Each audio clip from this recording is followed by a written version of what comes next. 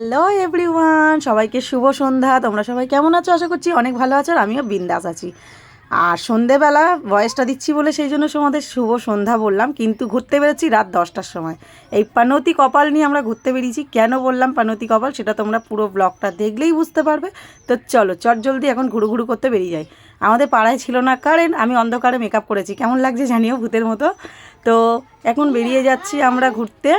তো দেখতেই পাচ্ছ কোথায় যাচ্ছি, চলো পুরোটা দেখো, দেখলেই তোমরা বুঝতে পারবে আমরা কোথায় যাচ্ছি। আর ডিসেম্বর মাস মানেই তো শুধু ঘোরা খাওয়া আর মানে উড়ে বেড়ানো, তো এটাই হচ্ছে কথা। তো এখন আমরা তিনজনে বেরিয়ে পড়েছি, এখানে এখন অনেককেই কিন্তু জয়েন্ট হবে।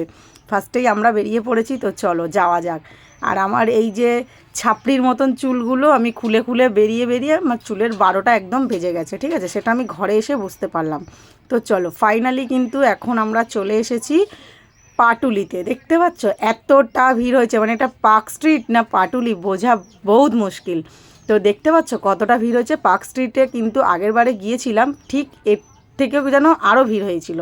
তো দেখো এখানে আমাদের আক্কা বাক্কা চলে এসেছে, দেখতে পাচ্ছ আমাদের ছোট ছোট স্যান্তাও চলে এসেছে, মানে এক এক করে সব জয়েন্ট হচ্ছে, ঠিক আছে। আর কতটা ভিড় হয়েছে তোমরা দেখো। আর এখানে কি সুন্দর বাচ্চারা সব স্যান্তা সেজে না ডান্স করছিল, বেশ ভালোই লাগছিল। তো আমরাও গিয়ে একটু ওদের সাথে জয়েন্ট হয়ে গেলাম, গিয়ে কিছু ফটো টটো তুলে নিয়েছিলাম, বেশ ভালো লাগছিল জানো তো।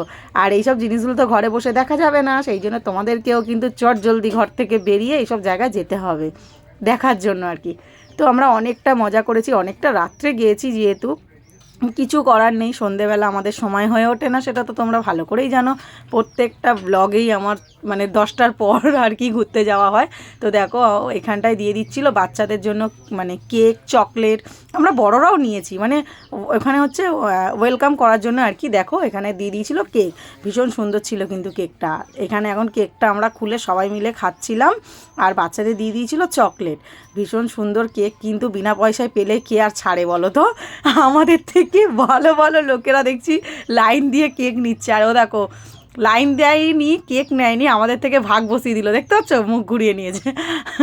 তো এটাই খুব আনন্দ মজা করে কিন্তু আমরা যতটা সময় পেরেছি কাটিয়েছি। আর এখানে দেখো আমাদের ফটো তুলে দেয় না, তোমাদের দাদাভাই ক্যামেরাম্যান হয়ে গেছে বাইরে গিয়ে, যে বলবে ফটো তুলে দিতে গ্রুপ ছবি গিয়ে ফটো তুলে দেবে, কিন্তু আমাদের দেয় না, জানো তো কীরকম ভাবো। তো তারপরে দেখো এখানে দিদিরাও জয়েন্ট হয়ে গিয়েছিল, এইটা হচ্ছে দিদির ছেলে। এখন আমরা সবাই মিলে কিন্তু এখন খাবো ঠান্ডার সময় চা। তো চা নিয়ে নিয়েছি, পাটুলিতে যাবো আর নচিকেতা চা খাবো না, এটা তো হতেই পারে না। আর নচিকেতা চা মানে ফেমাস চা, ও সেই লাগে। তো দেখো তোমাদের দাদাভাই এখন চা দিয়ে দিচ্ছিলো সবাইকে, আমাদেরকে এখানটায় দাঁড়িয়েছিলাম সবাই, কিন্তু শীতে কাঁপছিলাম, কিন্তু তাও কি হয়েছে, ঘুরতে বেরিয়েছি, মজা করবো না, এটা তো হতেই পারে না।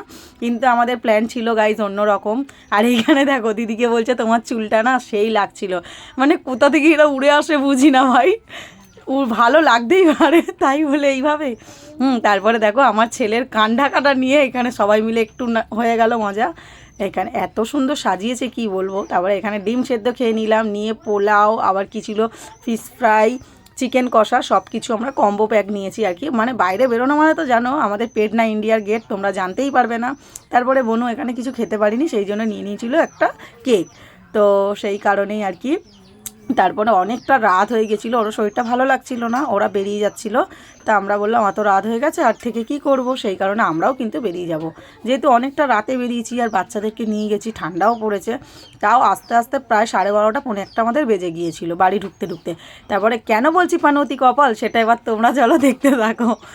এখন বাইক নিয়ে বেরিয়ে গেছিলাম, আর ভালো করেই জানো আমাদের দুটো গাড়ি, একটা স্কুটি আর বাইক।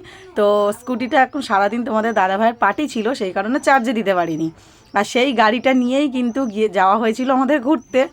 আমি কি বলবো, ও তো ভাবছে যে চলে যাব, আমি এখানে গান করেই যাচ্ছি, যে কি হবে কি হবে এটা চিন্তা ভাবনা করে, মনে টেনশন নিয়ে কী হবে বলো। সেই রাস্তায় যখন বেরিয়ে গেছি, বাড়ি তো ফিরতে হবে কিছু না কিছু নিয়ে।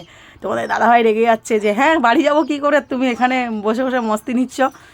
কী করব, মুড অফ করে থাকলে কি গাড়িটা চলে যাবে বলো তো। তো আমার মতন কারা কারা আছো যে ঠিক এরকম এক পয়েন্টেই যে হাসি পেয়ে যাবে।